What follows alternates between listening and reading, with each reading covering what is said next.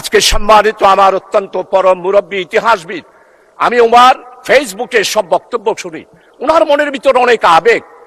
1757 সালের ইতিহাস আপনি তুলে ধরেছেন, পাল বংশের ইতিহাস তুলে ধরেছেন, কিন্তু আপনি কি ফরাজি আন্দোলন, ফকির আন্দোলন, খেলাফত আন্দোলন, ওয়াহাবি আন্দোলন, উলামায়ে কেরামদের ইতিহাস আপনি তুলে ধরেন নাই?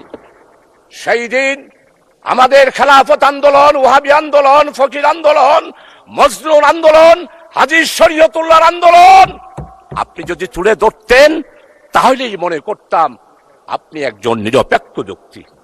এখন আমার মনে হচ্ছে আপনি নিরপেক্ষ নয়, আপনি শুধু জামাত ইসলামিয়ার, মুসলমান আর ইসলামী আন্দোলনকে আঘাত করার জন্যই পার্লামেন্টে বক্তব্য রেখেছেন। আমার নেতা, আমাদের অপোজিশনের লিডার, উনি মুক্তিযোদ্ধার পরিবারের সন্তান, শহীদ পরিবারের সন্তান, এটার উপরও আপনি আঘাত করেছেন।